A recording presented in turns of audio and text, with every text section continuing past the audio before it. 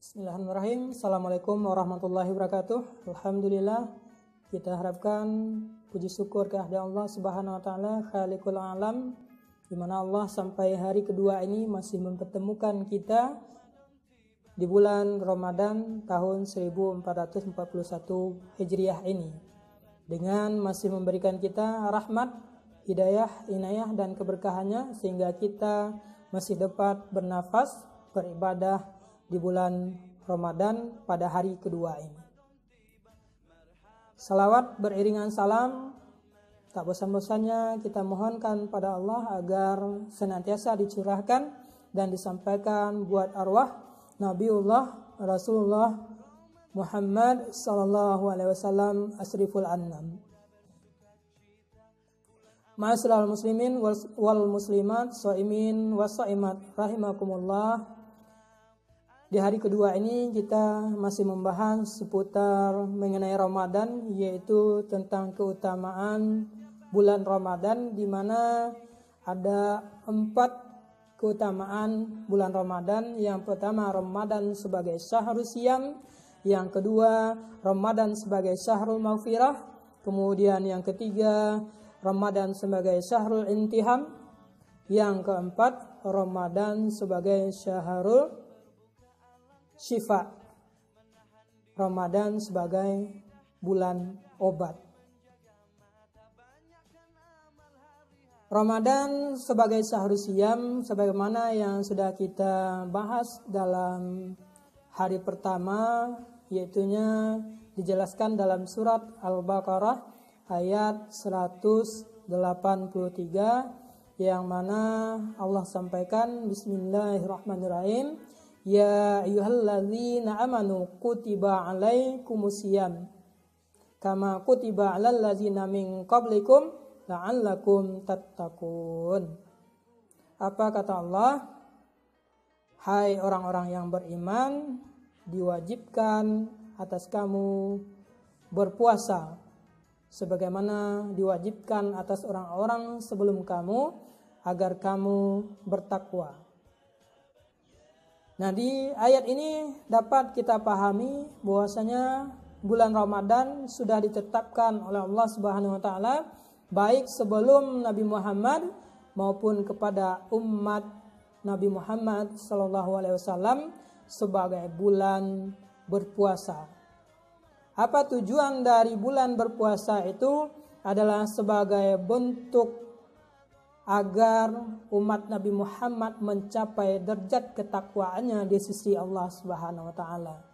Nah, ini menjadikan Ramadan sebagai bulan syahrul siyam. Kemudian yang kedua adalah Ramadan sebagai syahrul maghfirah, sebagai hari atau bulan yang penuh ampunan. Sebagaimana dalam sebuah hadis yang disampaikan oleh Rasulullah sallallahu alaihi wasallam, hadis ini berstatus sahih, man shoma ramadana imanan wahtisaban ghufira lahu ma taqaddama min dzambi. Kata Rasulullah, barang siapa yang berpuasa di bulan Ramadan karena keimanan dan dengan penuh keimanan dan dengan mengharap pahala perhitungan di sisi Allah Subhanahu wa taala, maka akan diampuni dosa-dosanya yang telah berlalu.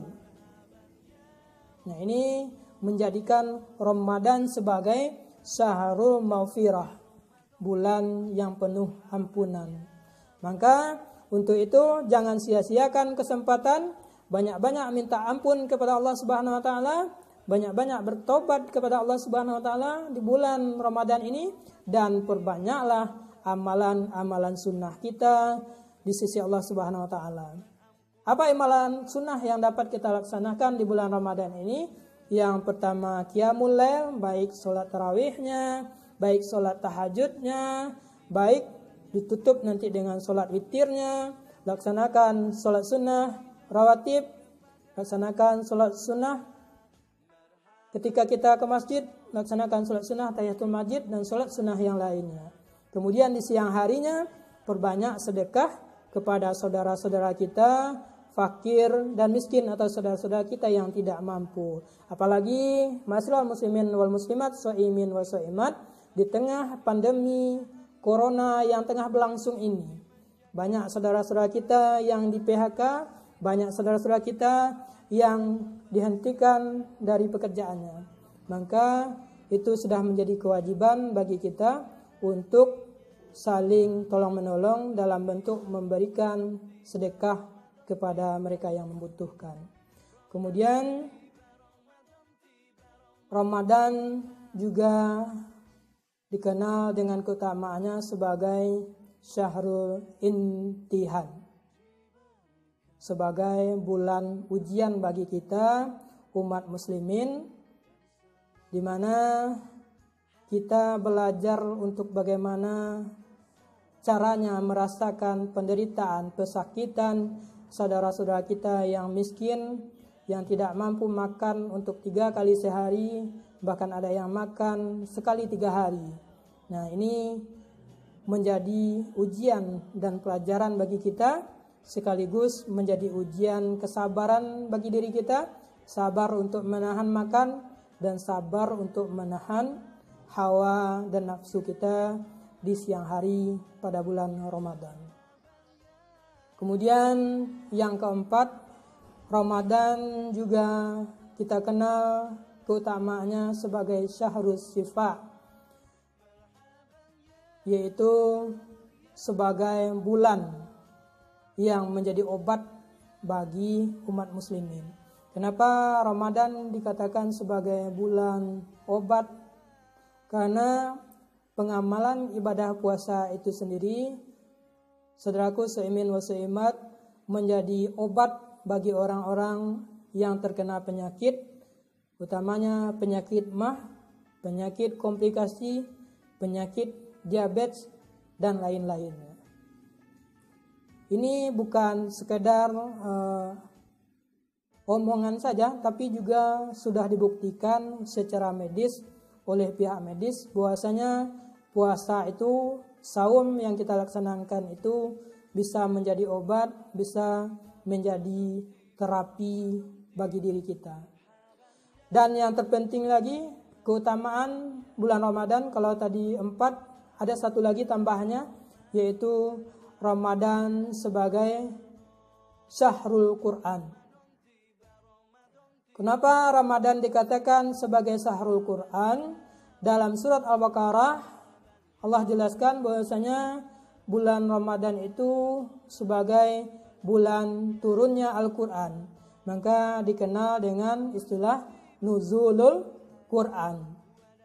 Maka dengan dijadikannya bulan Ramadan sebagai bulan Nuzulul Quran, untuk itu kita sebagai umat muslimin juga diharapkan agar memperbanyak amalan membaca Al-Quran. Dengan membaca Al-Quran, semoga semakin dilipat gandakannya amalan kita di sisi Allah Subhanahu wa Ta'ala. Dan mari kita jadikan Al-Quran sebagai pedoman hidup, membaca, kalau dapat tidak hanya sekedar membaca, sekurang-kurangnya kalau kita tidak mampu memahami tafsiran-tafsiran yang sudah dijelaskan oleh ulama, minimal itu arti atau terjemahan Al-Quran yang kita baca, kita pahami. Apa contohnya? Bismillahirrahmanirrahim, dengan menyebut nama Allah yang Maha Pengasih lagi Maha Penyayang. Namun walaupun kita tidak paham dengan makna, tafsiran atau terjemahannya, minimal kita lancar membaca Al-Qur'annya, karena satu huruf itu dinilai 10 kebaikan. Kemudian karena kita membaca di bulan Ramadan, Allah lipat gandakan juga dengan puluhan kali kebaikan atau pahala di sisi Allah Subhanahu wa Ta'ala. Sekian tausiah singkat kita pada hari ini. Semoga apa yang saya sampaikan bermanfaat dan dapat diamalkan, dan jika ada perkataan saya yang salah itu murni dari kebodohan saya, dan jika ada pun yang benar maka itu datangnya dari Allah Subhanahu wa Ta'ala. Saya akhiri dengan mengucapkan wabillahi taufik wal hidayah. Nun wal qalami wa ma yasturun. Wassalamualaikum warahmatullahi wabarakatuh.